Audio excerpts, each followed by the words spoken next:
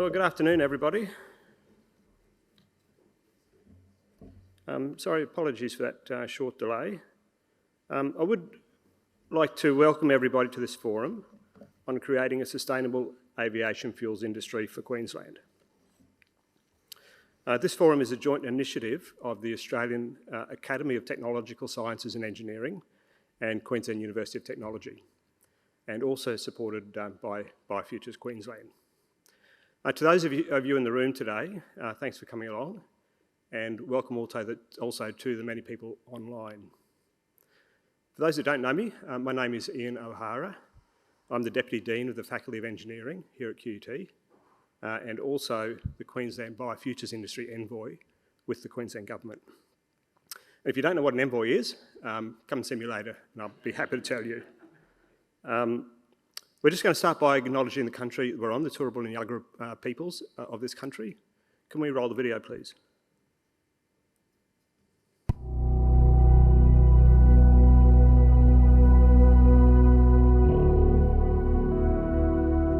Balka be Balka, welcome in the language of the Yagara people. We acknowledge the Turrbal and Yagara peoples as the First Nation owners of the lands of where QUT now stands.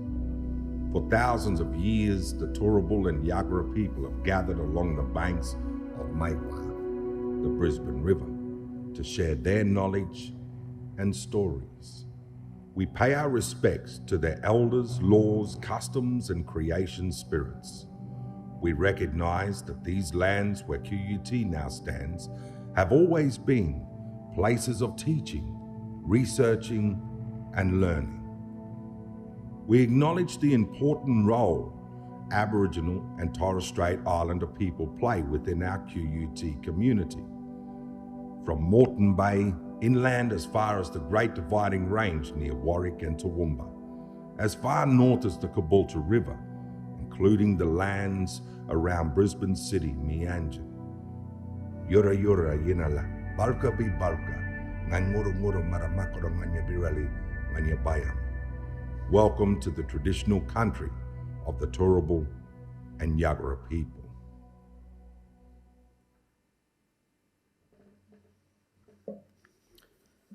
Thanks, Uncle Chegg. Uncle Chegg's the elder in residence here at QUT and a really valuable part of our community. And I would like to extend the acknowledgement to any First Nations people in the room today. Before we kick off this forum, I would like to invite David Noon. David's the chair of the Queensland division of ATSI, to provide a quick welcome and maybe tell us a little bit about ATSI and what ATSI does. Thanks, David.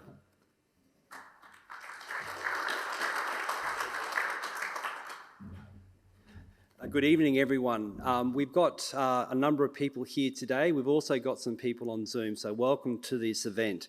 And thank you for QUT and the Academy and the Queensland Government for helping to support this event.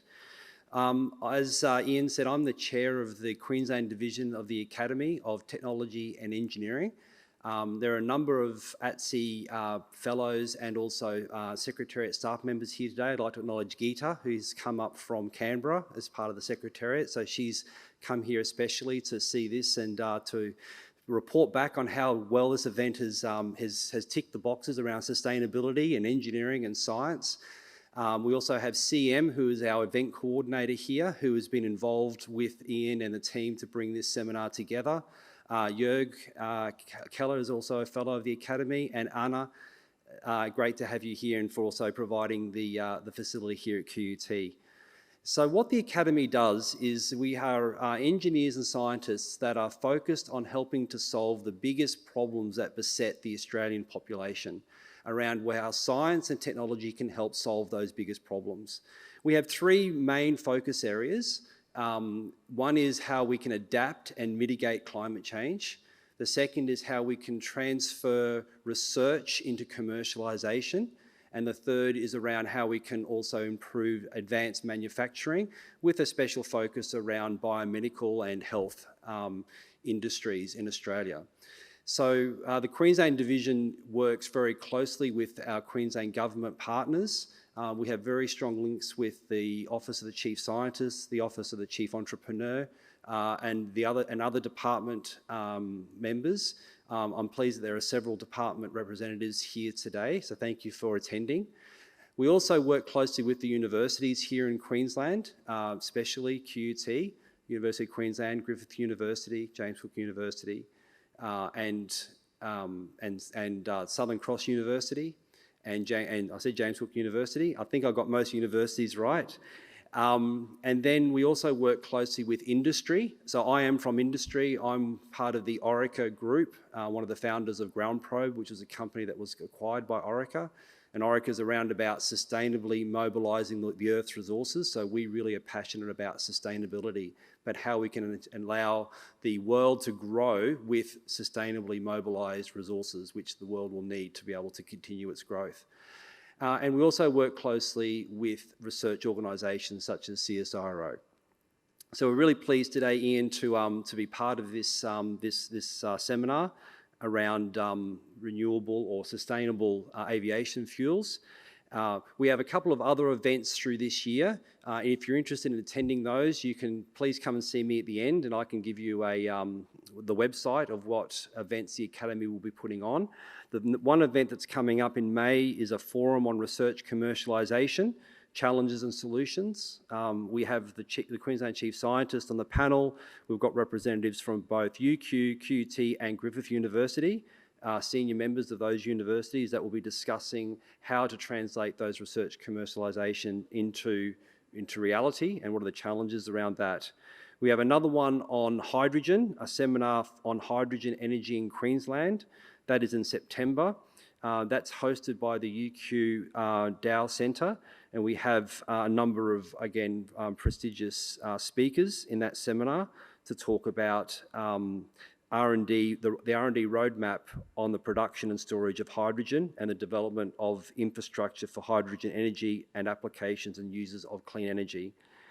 And then at the end of the year, we have our end of year dinner, which is open to all our network and members to attend, where you will hear which new fellows are elected into the Academy, what they are doing around our focus areas.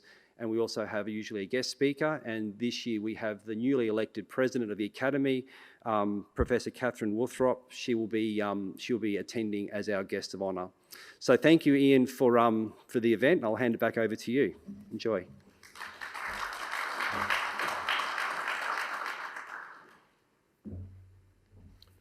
Okay, thanks, David.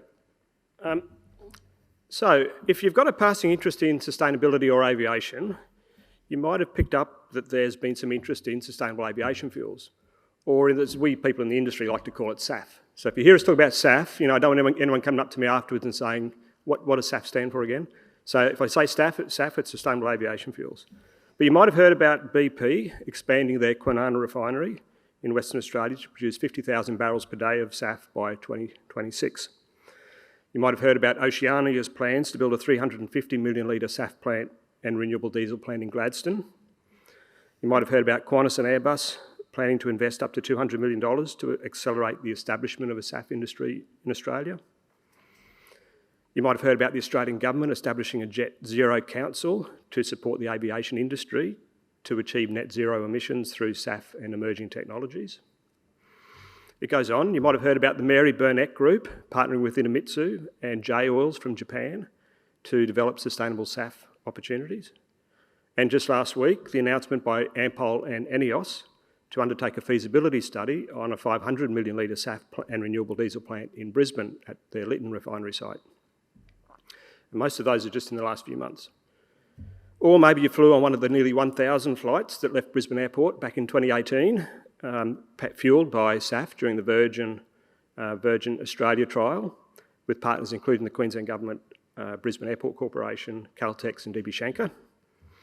Maybe you're a corporate partner in Qantas's SAF Coalition program, where corporate partners like Australia Post, KPMG, Woodside Energy are contributing to the use of SAF on flights by staff in their organisations. Maybe you heard about Boeing partnering with CSIRO on a SAF roadmap. Maybe you heard about the US government's SAF challenge to scale up production to 12 billion litres by 2030 and 120 billion litres per year by 2050. So there's certainly a lot going on. But how real is this opportunity? Are we making progress, or is it all just press releases? Can we achieve guilt-free travel in a decarbonised world? Do we have enough feedstocks to make all the fuels that we need? And if we make the fuel, is it all just going to end up in California? So these and many more questions are what we want the panel to answer for us today. But let's start with a few things that we know. International aviation is responsible for about 2% of all global CO2 emissions. SAF's been shown to reduce carbon dioxide emissions by up to about 80% compared to fossil fuels. Given our dispersed population in Australia, our distance between population centres and our distance from other countries, Australia's tourism, business and trade sectors are critically dependent upon aviation. I think that's a really important thing for us to understand, how important aviation is to Australia. There are 7 certified pathways for producing SAF, which means if you produce the fuel using those 7 pathways, no problem, you can stick it into a plane. And hundreds of thousands of flights have flown successfully with SAF all around the world. And while we may see innovation in battery-powered electric planes for short-haul flights, there's very few opportunities or very few options other than liquid biofuels for SAF for long-haul flights in the medium to long term. So, with this as a starting point, I would like to introduce the panel for today's discussion. We have an incredible group of experts who will share with us their perspectives on SAF and the opportunities to create a sustainable aviation fuel industry in Queensland. The format of the panel is that we'll give each of the speakers 5 to 10 minutes just to give us some perspectives, and then we'll guide the speakers through some hopefully very challenging questions where they can unload us all of their knowledge. So I'll introduce the speakers in turn, and then I'll ask the speakers one by one to come up and present. And when they finish presenting, if they can just take a chair on the stage, that would be great. So the first speaker today is Heidi Half. Heidi is the Regional Sustainability Lead for Boeing for the Asia-Pacific region. Heidi leads Boeing Australia's sustainable aviation activity, including policy advocacy, informing strategy and technology roadmaps. Heidi works to build Boeing's sustainability capability through support to Australian business leaders, as well as developing partnerships that advance aerospace sustainability across APAC. After Heidi, we'll hear from Jess Rudd. Jess is the Sustainability Manager of Brisbane Airport Corporation. Jeff is an experienced sustainability professional who is passionate about embedding sustainability into an organisation's activities and culture. As the Sustainability Manager at Brisbane Airport Corporation, Jess is responsible for developing BAC's long-term sustainability strategy and initiatives which focus on decarbonisation, circular economy, climate change and social sustainability. Our third speaker is Jimmy Samatzis, Chief Executive Officer of LanzaJet. LanzaJet are a global leader in renewable fuels technology and the production of sustainable aviation fuels and renewable diesel. Jimmy's leading the company through their scale-up of technology and production with renewable fuel refineries planned in multiple countries, including one day maybe hopefully Australia. Jimmy has spent the majority of his career focused on climate change, advancing the decarbonisation of industries reliant on fossil fuels. And last but not least, we have Mark Tierney. Mark is the Executive Director, Industry Development within the Department of State Development, Infrastructure, Local Government and Planning.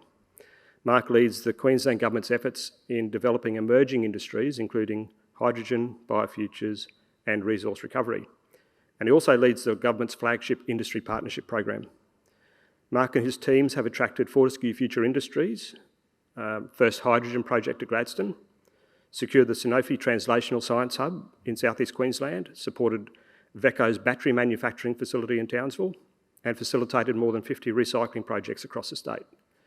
And Mark tells me that 2023 is the year of sustainable aviation fuels. So I'll ask you more about that. So thank you to the panel. Thank you all for coming today. And I would like to now hand over to intern Heidi, Jess, Jimmy and Mark to give us their presentations. Thank you.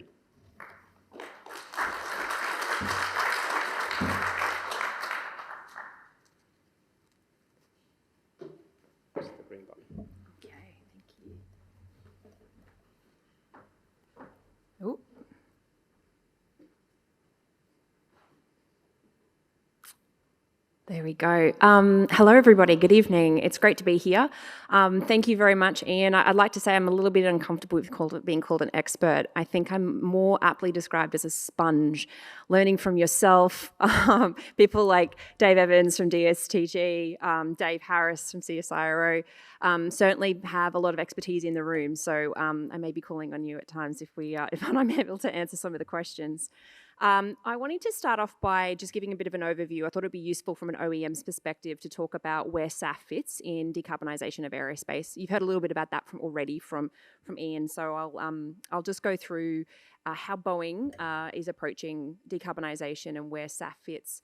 We launched this campaign called Everything for Zero last year at the Farnborough Air Show, and the reason I've included this is, I guess, to signify up front that Boeing absolutely recognises it's going to take all types of technologies applied to different segments within the sector at different timeframes as they mature and become commercially viable.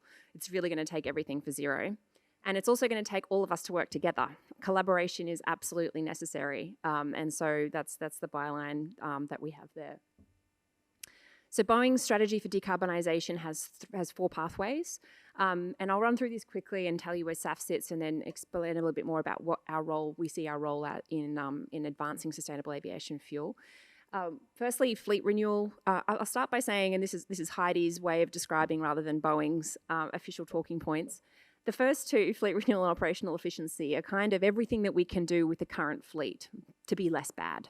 Super important, and I'll tell you about some of the quantum of change that we can get through this in just a moment. Second 2 are where the real future of zero emission flight come from. This is where some of the step change is going to occur.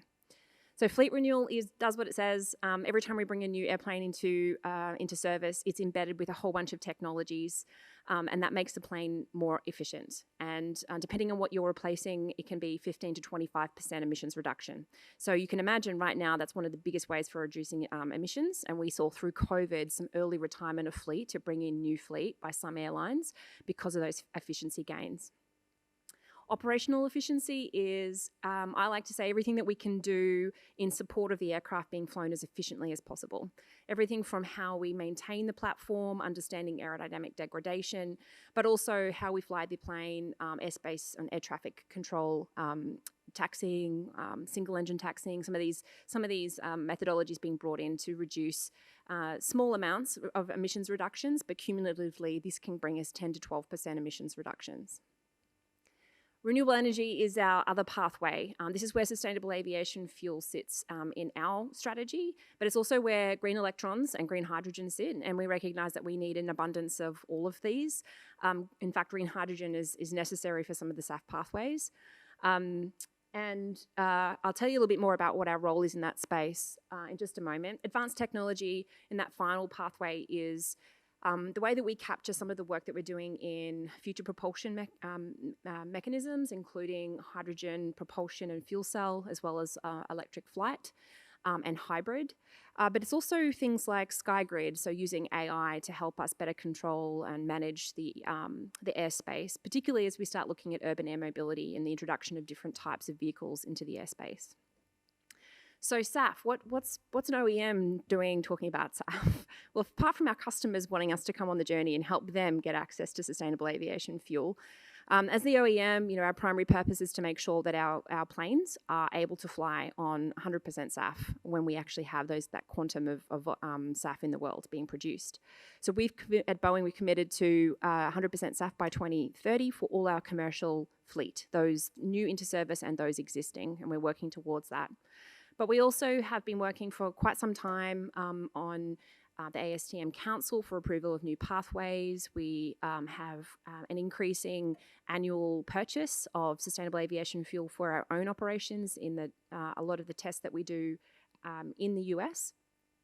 And we work very closely with Sky Energy and Alder Fuels in helping to grow technologies, understanding of supply chain barriers, and of course advocacy around sustainable aviation fuel and the role of government policy in supporting this industry standing up.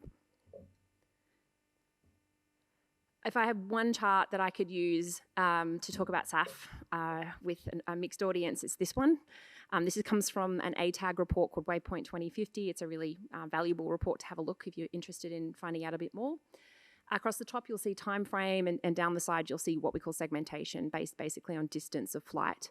You'll also see down the side is the carbon emissions that come from the different segments. So from commuter down to or up to short haul flight is about 30% of the emissions from the industry globally.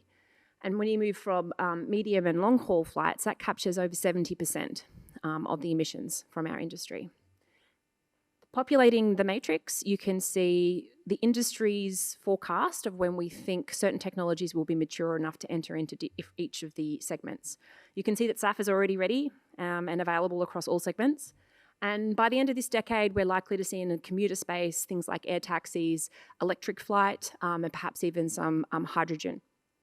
And you can see this moves out as we move distance and we get into the segments of long and medium and long haul flight. And this is simply that we haven't yet figured out some of the barriers, the technological barriers around energy density.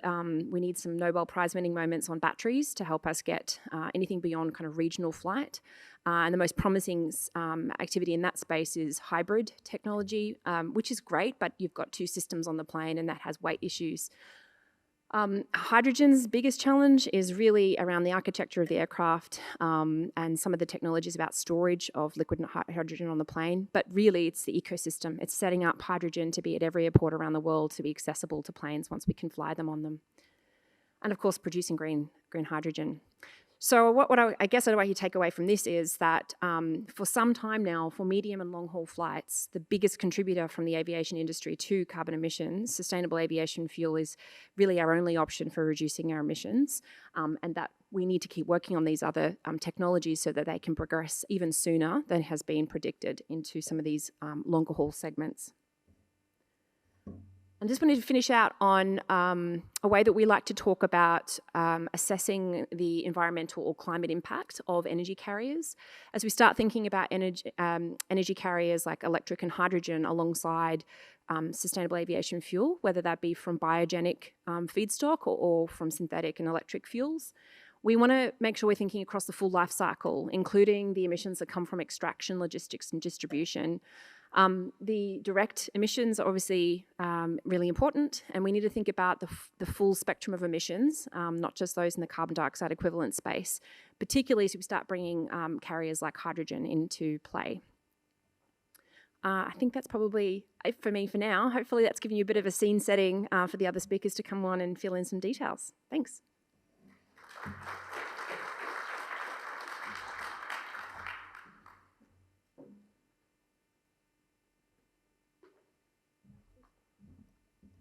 Hi everyone. I would just like to start by echoing Heidi's thoughts about not being an expert and absolutely a sponge. So just would like to set that as a starting point. So my name's Jess, I work for Brisbane Airport Corporation. We are the proud operator of Brisbane Airport. So I just wanted to give a bit of a scene setting on Brisbane Airport, who we are, what we do, and then also talk about our general approach to sustainability as well as sustainable aviation fuel and decarbonisation in general. So we are a 24/7 gateway for Queensland, but we are more than just an airport. So aviation is obviously a core function of our business, but we also have a very large property business as well. So we have over 400 businesses on airport. We've got 500 hectares of land available to be developed, and we support, we employ 24,000 people across Brisbane Airport. At Brisbane Airport, we have what we call 4 bosses. They're our key stakeholders, so they're our community, our customer, shareholders and employees, and our main purpose is to deliver value to those 4 bosses. So that is our core purpose, our function for Brisbane Airport. We want to make sure that we're having a meaningful and positive impact for all of those 4 bosses. In regards to sustainability, recently, towards the end of last year, we accelerated our net zero target. So we've accelerated that from 2050 to 2025 for scope 1 and 2 emissions. We use that, the time during the pandemic, as a bit of a reset and reflection on sort of what we were doing prior to the pandemic around sustainable aviation fuels. As Ian mentioned, we did partner with Virgin on a sustainable aviation fuel trial, but we wanted to make sure that we're still being a leader in this space. What does that look like for us? So the first bit was, let's sort our own house, get that in order. So what are we doing for scope 1 and 2? We've planned that. And then we started looking at, okay, the target that we have is great, but it accounts for 1% of our total emissions footprint when you look at Brisbane Airport. So scope 3 is 99% of our emissions, and 87% of that is aviation fuel. So there's obviously a significant amount of pressure from our investors, from the community. Everyone's becoming more aware of decarbonisation and what airports can do in the aviation industry. So we've recently been on a journey, I would say, of absorbing as much information as we can around sustainable aviation, looking from ground operations right through to flight. So what we've done at the moment is that we've committed to the Clean Skies for Tomorrow initiative, so the 10% SAF global aviation supply by 2030. We've been an active member of the Climate Leaders Coalition and have partnered with Qantas, Ampol and Viva Energy on a SAF deep dive. So we've looked through the supply chain of sustainable aviation fuel for Australia. What are the barriers? What can we do? Again, just for our benefit is just to learn more about the technology that's available. And then we've also recently signed a renewable power purchase agreement. So from 2025, we will be 100% powered by renewable energy. So there's some of the core activities that we've been participating in. But our main reflection when we were talking about scope 3 and sustainable aviation fuel is that we really want to be the partner of choice. We want to sort of be the centre of decarbonisation, where in airport we have all of the relationships, we engage with all of the airlines, the different industries, fuel suppliers, we have them all on airport for the core functions. So we believe that we have a strong role in helping that decarbonisation. And also Brisbane's got a lot of excitement coming up in the next decade. We've obviously got the Olympics, we're planning for a new terminal, so we need to look at all of the available technology so that we can future-proof that new terminal, whether that be sustainable aviation fuel, right through to hydrogen, what does the ground operations look like as well. So I think for us, we are just trying to absorb every bit of information that we can and put that into our future planning. We're updating our master plan documents in the next year as well, so we've got a lot to do. But I guess our main point for Brisbane Airport is that we really want to be an active member in decarbonisation and play an active role as well.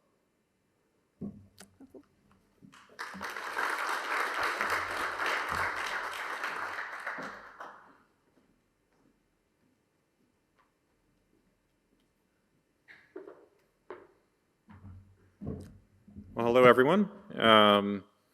My body clock tells me it's 2 a.m. in Chicago.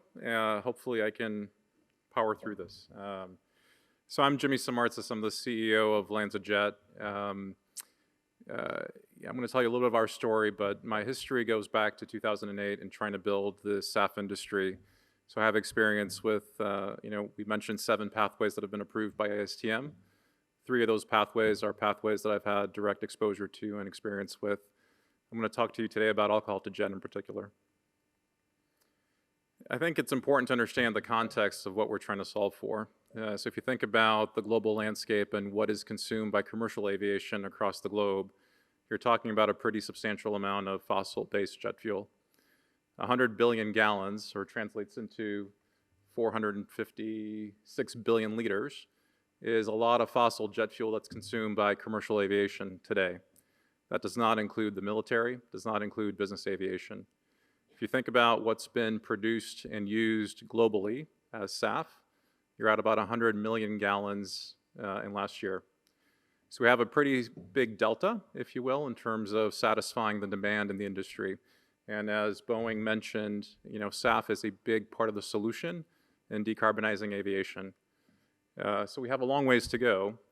If you think about the United States, which is where we're headquartered, the US set an ambition for 2030 to achieve 3 billion gallons of SAF production.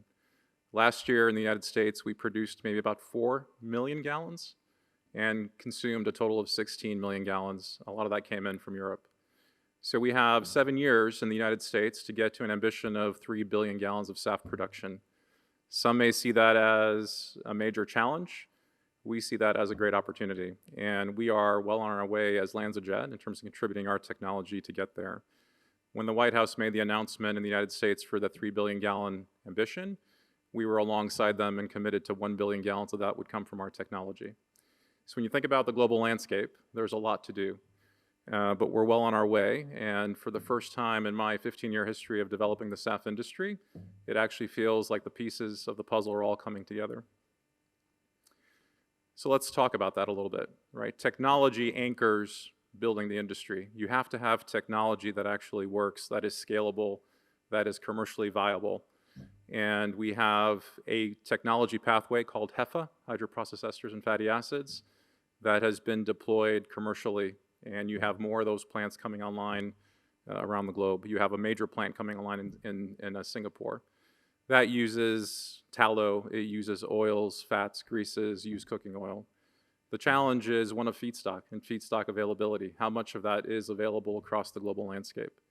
You have other technologies like Fischer-Tropsch, which has been around for a long time. How do you deploy Fischer-Tropsch on a smaller scale? How do you deploy it to work with municipal solid waste? There are some companies who are doing that, trying to do that, and powering through that. Our technology is called alcohol-to-jet. We use ethanol, which is a terrific molecule as a building block to get to the sustainable fuels that you want to produce.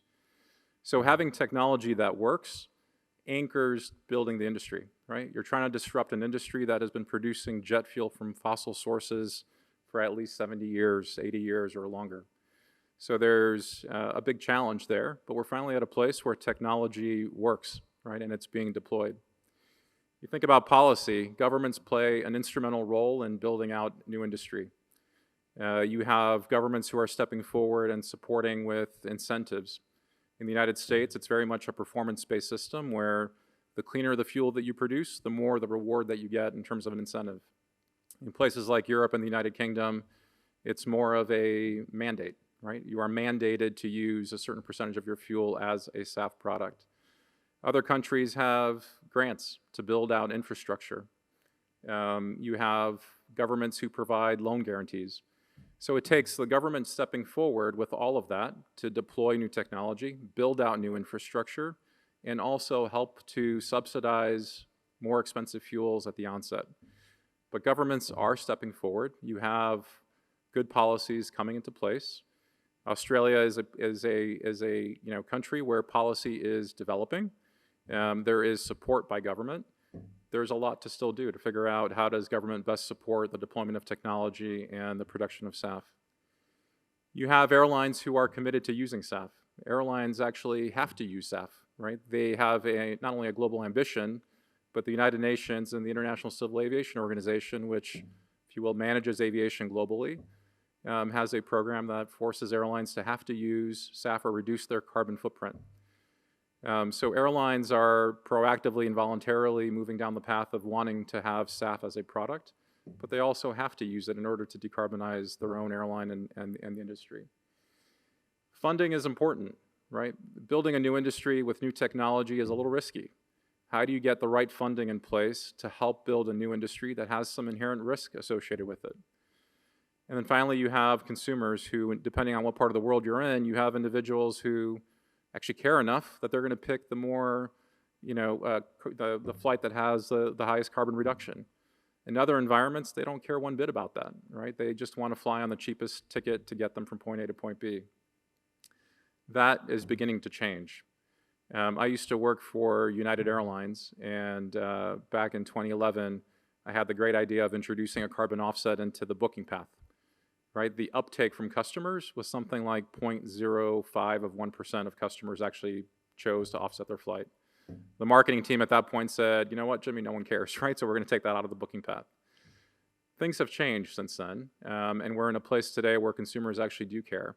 I think folks and their livelihoods are actually being impacted by climate change, and you're seeing that more and more, and it's shifting the consumer mindset.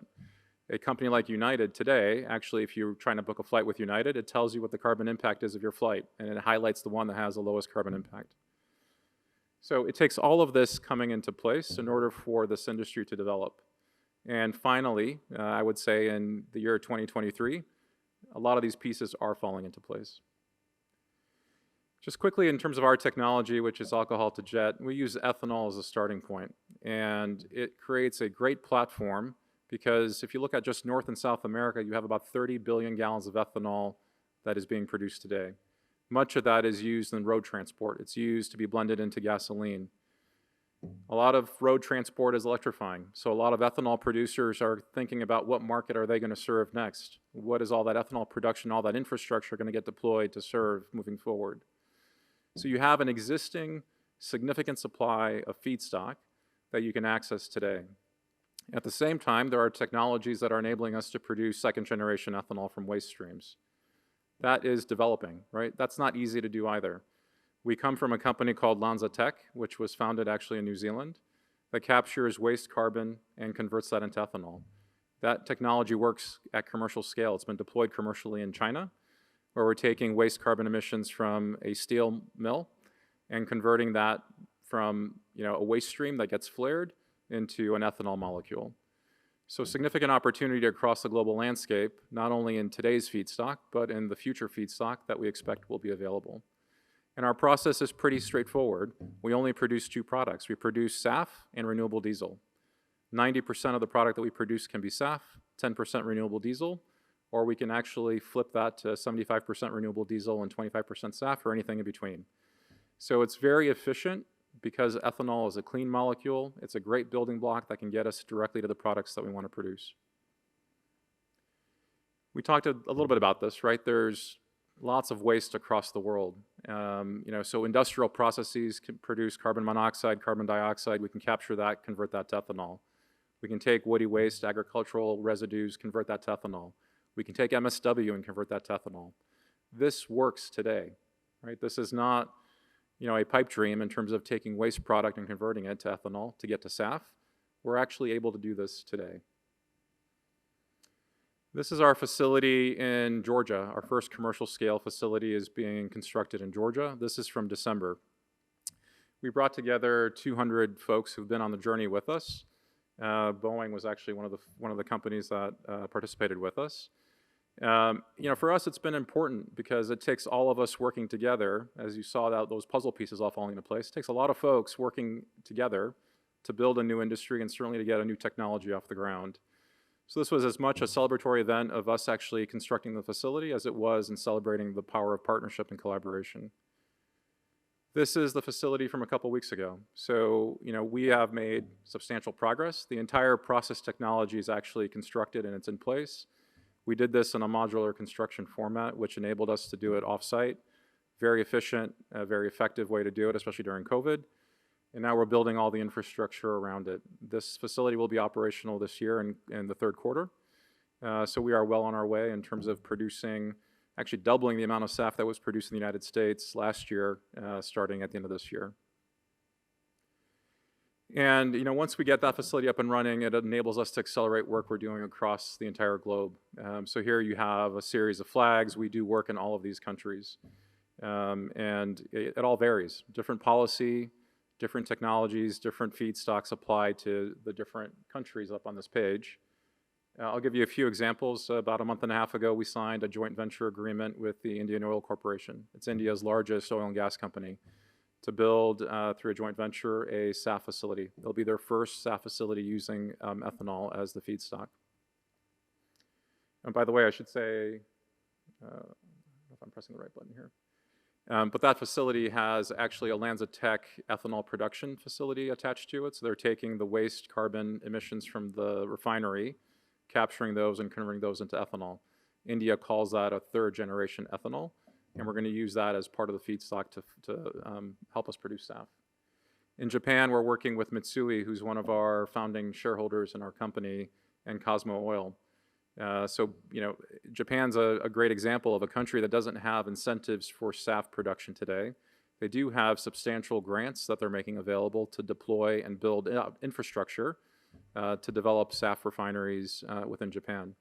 So we're working with Mitsui and Cosmo Oil on developing a 60 million gallon a year facility there in Japan. And then in the UK, we have two projects. The one that's on your left is called Project Dragon. We are doing that, capturing steel mill off-gases, converting that to ethanol, and then from ethanol, we convert that into SAF. We also have a project called Project Speedbird, which is using woody waste that's domestic to the UK, converting that to ethanol, and from ethanol, we make that into SAF. The UK is currently going through a process to determine what its incentive and scheme is going to be moving forward, and I think we're expecting to hear more about that this week or early part of next week. At the end of the day, what this all has told me, and sort of the evidence is that it requires breakthroughs across every one of these dimensions. Not only is it technology, which is the easy one to sort of think about breakthroughs, but it actually requires breakthroughs on every single dimension. It requires governments to think differently about how to build an industry. In the United States, the state of Illinois, in a relatively quick period of time, established a $1.50 per gallon incentive that is going to be available for the next 10 years. That happened pretty quickly, and now all of a sudden the state of Illinois in the United States is a desired state in which you want to move SAF into and use. Having breakthroughs in how the airlines think about this and how they leverage their corporate customers to help offset the premium associated with SAF has been important. Having funding come in an innovative way so that it's not too expensive to create a more expensive product has also been important. We brought Microsoft on board as one of our investors in the project in Georgia. They extended a loan instrument to us, right, a financing instrument at very attractive rates that even a Fortune 20 company can't secure in the market. We also had Bill Gates's Breakthrough Energy Fund gave us a $50 million grant for that plant. $50 million financed would have added 80 cents per gallon of cost had we not had that grant from the Breakthrough Energy guys. So it really does take thinking differently about how to do this and how to do it quickly. And then I'll leave you with a final thought, which is someday is now. And that for us means that you don't have to wait to someday tackle climate change, to have technology that works someday, to do this someday. We're actually doing it today. Okay? Thank you.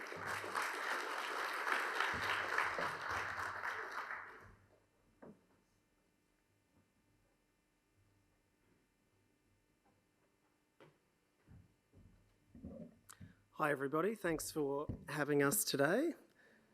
Let me make sure I get this right. So I'm with the Department of State Development, Infrastructure, Local Government and Planning here in Queensland. And I am privileged to be able to lead our efforts around hydrogen, biofutures and recycling. The purpose of our department is to think ahead and act now to deliver responsible economic development and livable communities for Queensland. That is why 2023 for us is a year about SAF. We can see the confluence of opportunities that Jimmy and Heidi and Jess have identified. We can see the federal government moving in the right direction. We can see competition emerging internationally, particularly with the Inflation Reduction Act over in the US. And so we can see that the opportunity for Queensland and the nation to move ahead and create a sustainable aviation fuel industry needs to be taken advantage of now.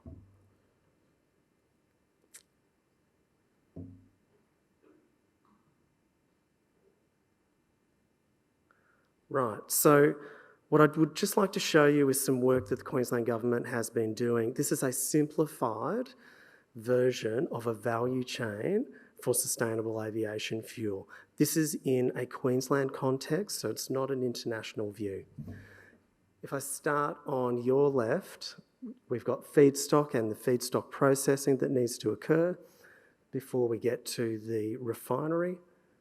Storage and distribution needs to be taken into account, and as Jimmy says, the customer markets need to be part of that as well. Traditionally, when we go about developing industries, if I look in the middle of the screen, we start at the bottom. We start at R&D and progressively develop some technology and slowly move up to pilot scale and demonstration scale and eventually get to commercial scale operations. SAF has been around for more than a decade. That technology development has happened elsewhere globally.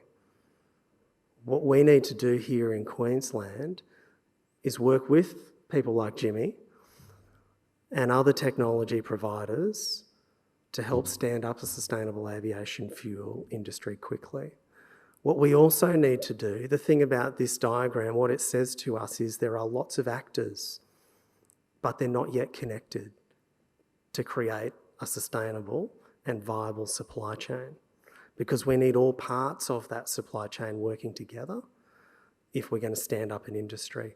One project doesn't make an industry. a project that lifts up a supply chain and connects it, provides some critical mass, and creates almost a replicable environment, the evidence for more investment and more appetite and more companies to come in. That's what industry development is about, and that's what we need to do with sustainable aviation fuel. I've heard lots of examples here this evening already, so I'm not going to go through them all, but it's great that the Queensland Government has been involved in some of those. What I will say is that the other thing that we need to do is ensure that the federal government, state governments and industry all play a role in helping to establish this sustainable aviation fuel. Many discussions that I end up in with proponents goes through the supply chain. We go through the finances, we go through the investment perspective, and it boils down to a price gap. That's the discussion, that's at the end of every discussion, oh, we've got a price gap. If we're going to boil it down to that, we need the federal government, state governments and industry all sharing some of that and finding a way to make it happen together. Thank you.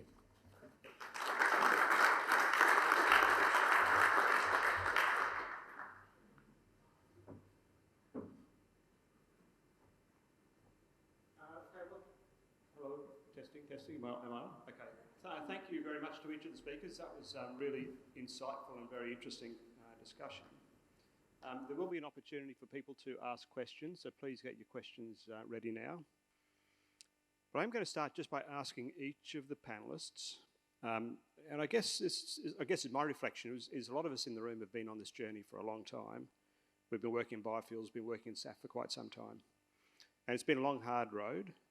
Why the sudden momentum? What's happened? What's changed? Why now? Why all of a sudden are we really saying, okay, there's some pretty exciting things going to happen over the next 12 months? So maybe I'll start with Heidi and work down. So why now? What's changed?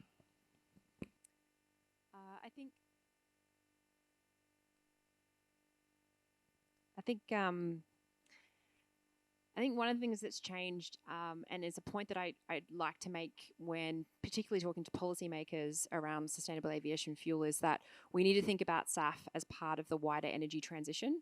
It often fuels are left out of that discussion, and we think about energy, we think about electricity and potentially green hydrogen and batteries, all super important and part of the energy transition.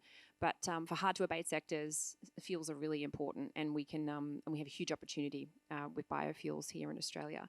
So I think one of the things that's changed is, and we could probably debate what's driving this, is the conversation around the energy transition has sort of has its moment, whether that's around pressure from consumers across multiple industries, price point and technology maturity, and I think that has allowed us to start having a conversation about sustainable aviation fuel transitioning into using feedstocks that might transition into other areas of technology, for say land transport, but also focus on what each sector is doing as part of the energy transition and how hard it is for aviation without SAF. Yeah, I completely agree. Definitely is the energy transition, but I also think that there's just been a growing awareness and pressure from the community, investors, the government, just around sustainability and what are we doing for climate change and what are we doing to act now. I think definitely at least what we've experienced is the community pressure around climate change, especially in Brisbane. I think the last decade we can definitely agree that we felt a lot of those different impacts from the events. So I think for us it's more about what are we doing? What are we doing to act on that? What are we doing to reduce our footprint, decarbonise? Sustainable aviation fuel, as we've said, has been around for a decade. It's been tried, it's been tested. We know it works. So I think that mixed in with the growing pressure from the community is making us, okay, we need to get on with this. We need a viable solution. We need something that's available domestically. So I think it's a complex answer, right? I think it's fascinating. COVID actually had an interesting impact, I think, on the energy transition and even on the industry. We've had, during COVID, a lot of companies had time to actually think about their strategy a little differently than just running day to day and being on the sprint that they were on. We stood up LanzaJet as a spin out from LanzaTech in May of 2020, right? We got Al Nippon Airways and British Airways, two airlines that had their entire business decimated by COVID, actually invest in the company, right? So even though there was sort of a traumatic event that happened in industry and in our economy at that point in time, it caused a lot of folks to take a step back and think a little differently about the future and how our global society is so interconnected, right? So you can go down this path of thinking about that moment in time and what the impact of that was, but you also are at a point in time when technology is actually ready, right? I mean, it is scaling. You have massive projects that are going to be producing hundreds of millions of gallons of SAF in development and in finalized stages of construction right now, right? So it's a moment in time when the convergence of all those different factors are falling into place. And, you know, frankly, climate change, I hope not many are debating it still, right? We are in a place where we're living the impacts of climate change already. Australia is witnessing that directly. In the United States, California is going from a drought to being, you know, drenched in water at this point in time. So folks that were at a distance in terms of facing the impacts of climate change are actually facing them in reality today. And I think that's also accelerating the need to take action, which is why we are focusing on how do we get steel on the ground, right? How do we not let the enemy of good, or what's that phrase? How do we not let great be the enemy of good, right? You know, we have technologies that work today. Let's focus on how do we get those deployed and production going. We can spend the next 15 years working on new R&D for that next great technology, which we should be doing in parallel, but let's not only focus on that shiny new object that we think might be there 15 years from now and think about the solutions in place today. So I think a lot has shifted, but we're in a different spot today than certainly even 3 years ago. Thanks, Jimmy. Mark? Not sure I can add much more to that, Jimmy. I was thinking COVID changed for all the reasons that you've outlined. Technology has matured, there's no doubt about that. I think as well, fuel security and energy security has come to the fore, particularly with the Ukraine war, and certainly it has focused the attention of a lot of government thinking. And the combination of those from a government perspective leads us to that point where we are seriously looking at what a decarbonised economy looks like and how do we get there. Thanks. And so, Jimmy, just going back to your comments, so you talked a bit about technology and sort of the technology sort of getting to the point where it really is at that point where it can really leap ahead, not just for the first facility, but maybe into the second and third facilities. How much have we seen across multiple technologies, all of them sort of reaching around about the same time, that sort of first demonstration? And do you think we're going to see technology really sort of moving ahead because of that scale-up demonstration that's happened over the course of the past sort of year or two? Yeah, I mean, I think so. So 7 pathways, 3 technologies that are deployed commercially, I would say. HEFA technology started off with a plant in California. It was at the Paramount facility. A company called Altair built out that HEFA facility. I was with United at the time, and we were a part of that journey when we got that plant off the ground. That came to life in 2016, right? We sketched it out on the back of a napkin in 2009, I think. And it took till 2016, and I think they've been producing maybe 5 million gallons of SAF a year. I think they're increasing that. But you have that same technology has now been deployed in other places at much larger scales.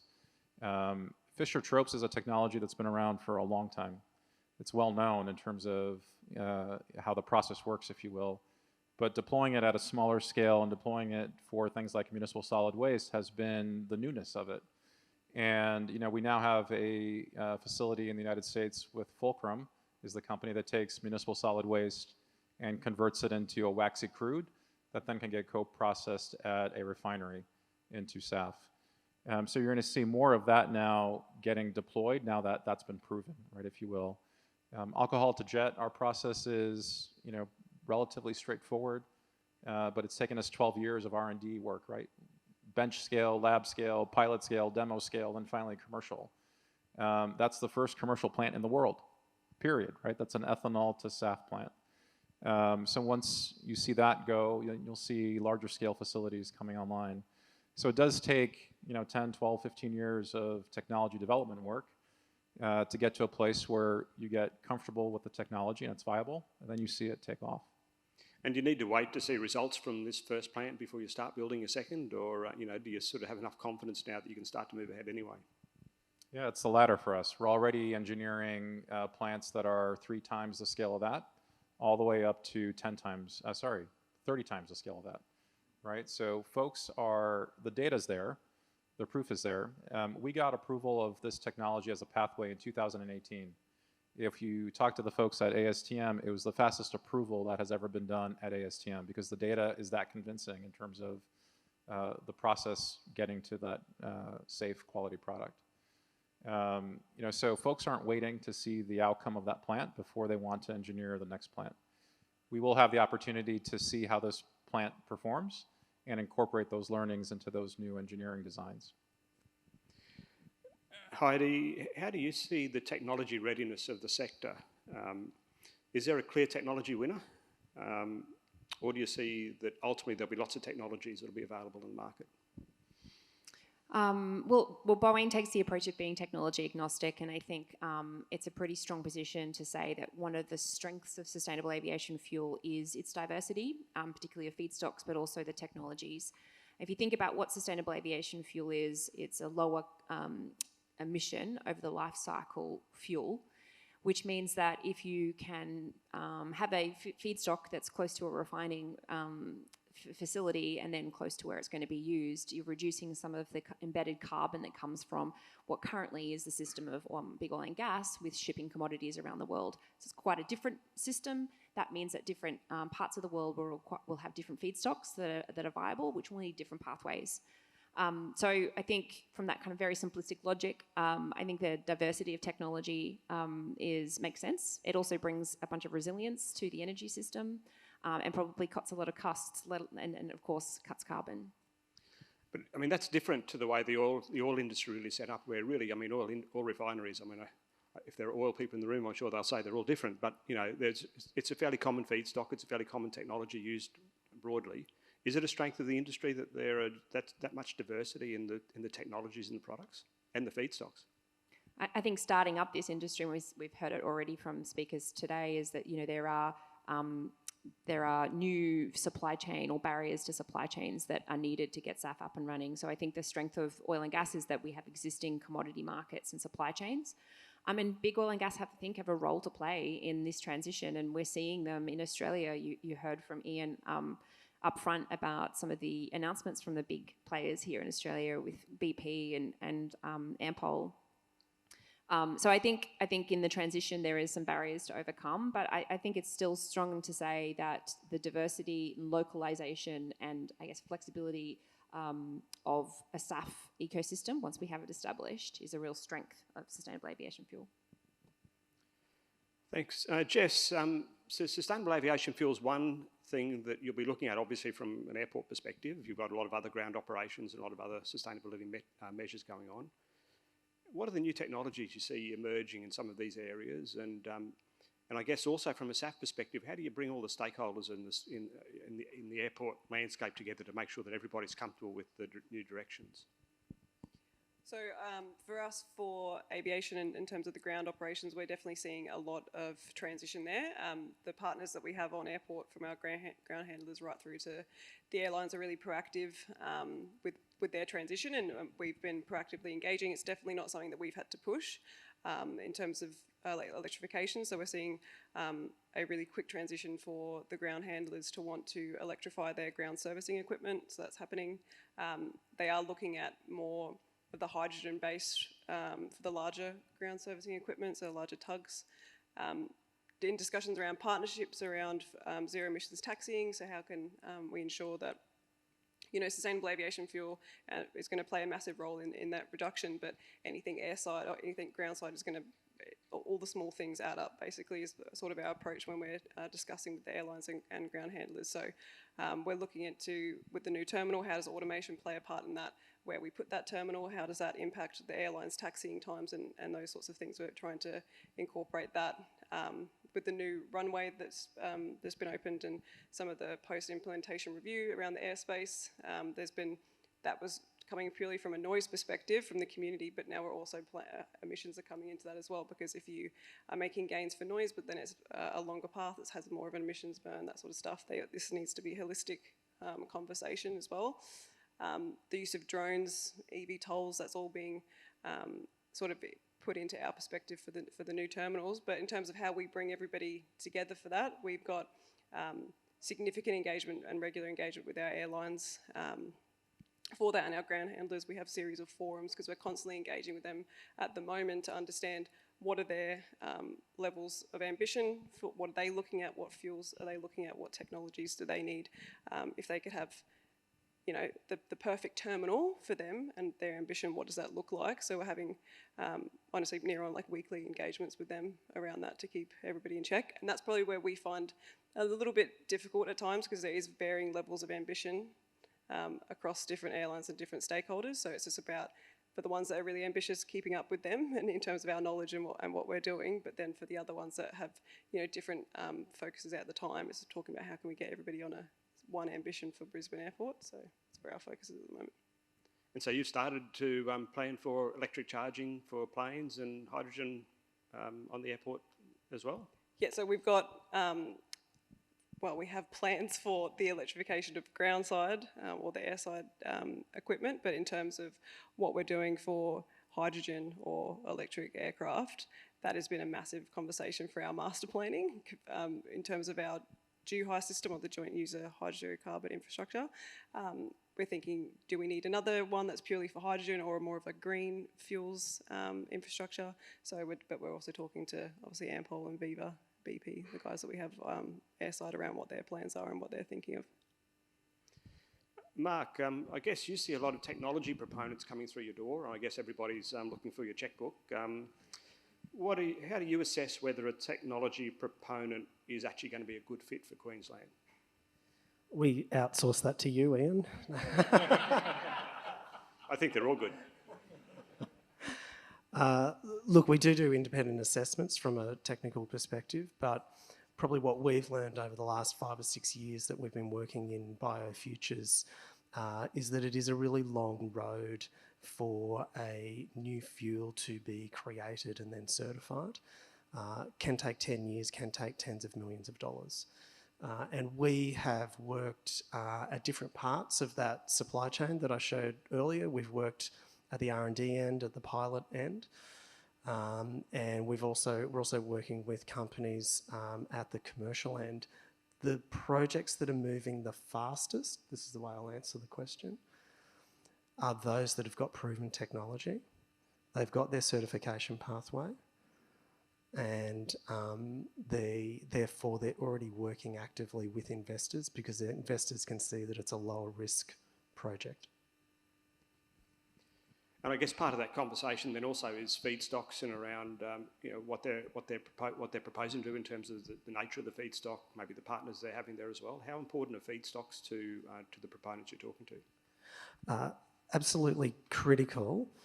There's a number of feedstock opportunities here in Queensland.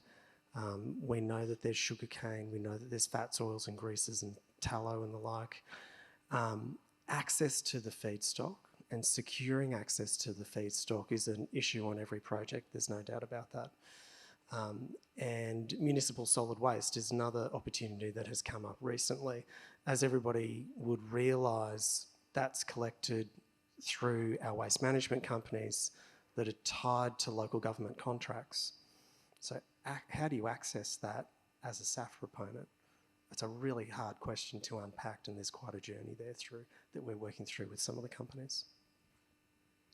Good, thanks. And hopefully people are getting questions ready. I'm going to come to the floor in a minute for some questions. Heidi, what are you hoping the SAF roadmap will tell us about Australia's feedstock capability? I'm working my way through the draft at the moment. So what we aim to do is to provide through the CSIRO some really solid combination of various other pieces of research and data and some techno-economic analysis of the feedstocks that we have available to us today in Australia, but also across the region. Recognising, I guess, that we already have a flow of feedstocks out of Australia, and we already have a flow of fuel into Australia. And Australia and New Zealand need to think really, really closely about how we approach sustainable aviation fuel, and for that matter, the Pacific. My hope is that it will deliver a trusted source of information for industry, investors, people looking to Australia for a potential place to not only secure feedstocks, but also set up a refinery and make SAF. Good, and I guess, Jimmy, I wouldn't be doing my job if I didn't sort of try and sell the benefits of Queensland to you, but we've got a lot of ethanol in Queensland, a lot of sugarcane, sorghum, lots of opportunity here. What do you look for from a feedstock supplier?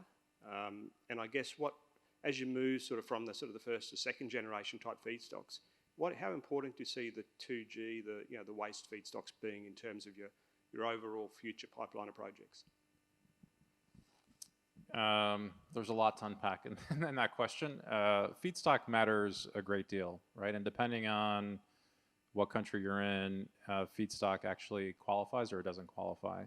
So in places like Europe and the UK, you have to have a waste-based feedstock in order for it to qualify as a SAF, in order for it to qualify for an incentive within those countries.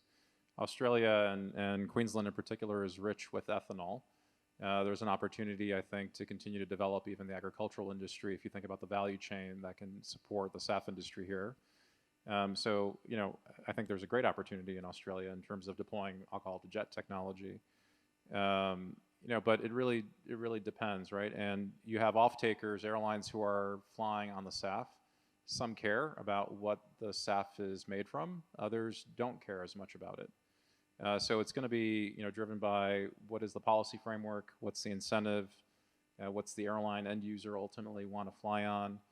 At the end of the day, in my view, right, having even a 10% improvement over fossil jet is better than continuing to fly on fossil jet. We have the opportunity with our technology to have anywhere from a 60, 70, 80, even make it carbon negative on a life cycle basis, right, based on using waste sources. So the opportunity is there, but again, going back to the statement I made earlier, I would rather see us deploy technologies, have a 5, 10, 15% reduction, which is not even the case, right? We're looking at 50+ reduction across technologies, than not doing it, right? We're letting the enemy, or letting great be the enemy of good enough at this point, and there's plenty of change that's required today to tackle this issue, decarbonize the industry, and just get moving on it rather than waiting. So I'm going to open up to questions from the floor. We do have a roving microphone coming around. So has anybody got any questions they'd like to ask the panel?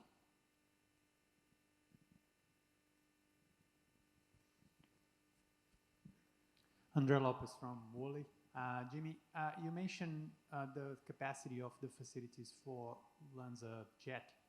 And one of the challenges we're going to have in Australia is our ability to consolidate and get to larger facilities is much smaller than in the US, for example. How are you planning to address that specifically for the market? What do you think it's a capacity that it's going to make the LanzaJet option kind of viable in terms of final production? Sorry, so your question is, can you summarize it? In terms of the capacity. It's still 2 a.m. for me in Chicago. Capacity for the facility, the minimum, the smaller capacity that will make your technology viable. Yeah. So the facility, just to give you the example, in Georgia is only 10 million gallons a year, right? That is a very small commercial scale facility. And the economics on that actually look pretty attractive as it is. So when you scale it up, and we're talking about 3 times the size of that to 30 times the size of that, the economics look that much better as you scale up the technology, right? So it's extremely viable at any of those scales, but becomes more attractive as you think about the larger scale facilities. I think feedstock is a question in terms of where it is. Is it consolidated? Are you having to produce ethanol? We do some work in New Zealand, for example, right? And in New Zealand, there's a lot of waste, forest residues and forestry waste that can be used to produce ethanol. That market works really well as a hub and spoke model where you have multiple production facilities that are localized to take the woody waste and convert that to ethanol, and have that ethanol then come into a centralized, larger scale alcohol-to-jet facility to process that into SAF. So depending on the dynamics of the particular market, there's different variations that you can deploy to make it more economically viable. There's a question on. Yep. I'm curious, what are the panelists hoping, or what would you like to see the Jet Council achieve? Who wants to take that? Heidi? Heidi? Yeah, Then Mark? sure thing. So first of all, we're really excited that the Australian government has announced their intention to set up this council. We've seen it in various forms in other parts of the world. I think we've got a chance to learn from what worked and didn't work so well from other regions. And the thing I'd like to see is, I think it was, I can't remember who it was that showed some of the ecosystem. I think both of you showed some of the ecosystem. There's a lot of players in bringing together a successful SAF ecosystem and market in Australia. And so I think one of the opportunities of the Jet Council is to bring industry representative groups that can represent some of the diversity of that supply chain, along with state governments and, of course, federal government departments across agriculture, regional development, infrastructure, transport, defence, together to speed up the informing and the collaborating and the conversations that need to happen to get really good policy that can be implemented and make a difference. Not much. And I echo that, Heidi. I also say we need clarity, we need policy certainty, we need to help us set up an attractive environment to establish this industry. Don't know what's going on there. And we need speed. We need them to act with haste because it is a very hot international market. I would just quickly add as well, I completely agree. I also think there is a significant benefit in having a shared ambition, so getting everybody on the same page, what are we trying to achieve and by when? I think once you have that level of clarity and all the different industry players collaborating for the same shared goal, I think that'll make it a lot easier as well. Good. I know there's a question down the front, so we'll go to Dave. Dave's a real expert in this area, so while the microphone's coming, though, I just want to ask Mark a quick question, though, before we get to Dave. What role is there for government also in actually ensuring sustainability from a consumer perspective? What sort of governance does government need to put in place to ensure that we are actually getting the greenhouse gas reduction that we expect from a future SAF industry? Not sure, Ian. I know that the Queensland government has a climate action plan. We have net zero ambitions across our whole portfolio of activity. I think from a SAF perspective, where you might be heading there is, do we need to, as a state government, establish some targets or mandates? Or is our role purely from an incentives perspective, how do we fit into that attractive investment environment? We can't answer all of that at the moment because there is a dependency and a link back to the federal government work that's going on. What we do have and what we have had for a number of years is incentive opportunities. I think there is a much broader question that we will answer over this calendar year if there are other mechanisms the government will put in place as well. And ideally that'll be at a federal level, so we've got a consistent set of standards across the country, yeah. Heidi? Could I just add on the sustainability of the fuels and I guess that trust that we need to have, that public licence, which is super important, that we have a set of guidelines from Corsia, and I think the preference that we have is the RSB, the Round Table for Sustainable Biomaterials. Boeing has a long-standing partnership, has a kind of added level of criteria to assess sustainable aviation fuels, which includes things like land use change, but also kind of ethical and some of the considerations for smallholder farmers and some of these things that we could have unintended consequences of growing this new industry or taking feedstocks from growing feedstocks in particular parts of the world. I think that's super important, and I think there's some work to do there. I really loved the United Airlines Oscar the Grouch video that came out just recently. it didn't, I mean, it was a very Americans-targeted video using the character Oscar the Grouch as a chief technology officer for, chief trash officer for United Airlines, kind of simplifying the story of taking trash and making fuel and reducing emissions in the process. And I think things like that have their place in helping bring the public along. And as a more educated public and flying public exist, they will ask more scrutinising questions of us in industry. And I think we need to make sure we have that information ready. Thanks. I think we've got time for one more question. Dave? David Evans from Defence Science Technology Group, so Department of Defence. Probably both to Mark and Jimmy. It's a bit, I apologise up front for the technical ouch. That I think in Australia, we've got a couple of problems, is that how we're set up at the moment, we're 100% reliant on what's happening in the US for innovation. And that, so for you, Mark, is how do you address, I'll say, the foundations of fuel chemistry and fuel understanding, which we do not have here, which is well and truly done in the US, and that's how the US clearinghouse has been established by all those research areas. And the same is happening in the UK with their clearinghouse model, is they're all based on universities that have fundamental fuel chemistry understanding and fundamental research programs. So how do we address that? And then how do we support in Australian innovation to actually be able to pre-screen to play into the ACM system, which I think is a huge hole.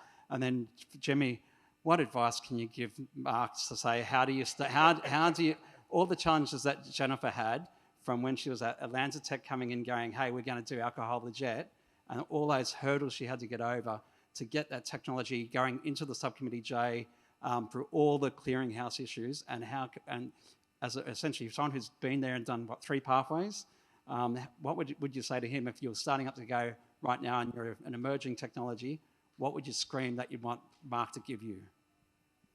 I think we should start with you, Jimmy. No, I think that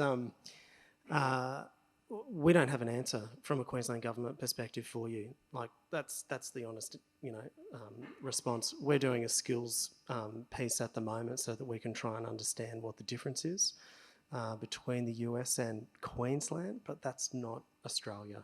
So I think this is a really long journey ahead of us, but we're just making a start. So government has played an instrumental role for us, right? The Department of Energy, the U.S. Department of Defense in the United States has played an instrumental role in helping to advance technology development. There was an Australian I had drinks with last night who told his team, get your ass out of neutral, right? And, I think moving faster is critically important, right? I think the challenge is there. I think finding ways to be innovative, even as a government, to support the development of the industry and new technologies is absolutely, critical. Back in 2012, I flew onto an aircraft carrier. It was called the Great Green Fleet, and it was the United States operated this Pacific Rim demonstration with all renewable energy, the entire fleet, and it was the first aircraft to ever land on an aircraft carrier with SAF. The Australian Navy, the equivalent to the Secretary of the Navy of the US, actually landed on the aircraft carrier with a helicopter, and the 2 countries were collaborating 10 years ago on figuring out how to do this. And it's hard to believe that 10 years later, right, we're still having this discussion of what do governments need to do, what does the Defense Ministry need to do, but it is, how do we actually unglue some of these things and get going, right, because we're at a point where we really need to. That was the only time I was worried, is that Rick came and myself, where if that aircraft went US, we're both going to be swimming from somewhere. So. I was worried for myself, right, making it from Honolulu to the aircraft carrier, but the beauty of it is it's a drop-in fuel. It is the exact same in quality and safety as fossil fuels, except it's cleaner. So just in wrapping up, I would like just to ask the panel just one final question, one short, sharp answer each. What's the one biggest or the best thing we could do to enable the industry, to enable that speed of action in Australia?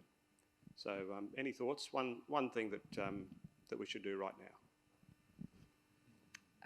ensure that the federal government sets up a subsidy system or a mandate system that entices projects to be grown here and price point to be affordable.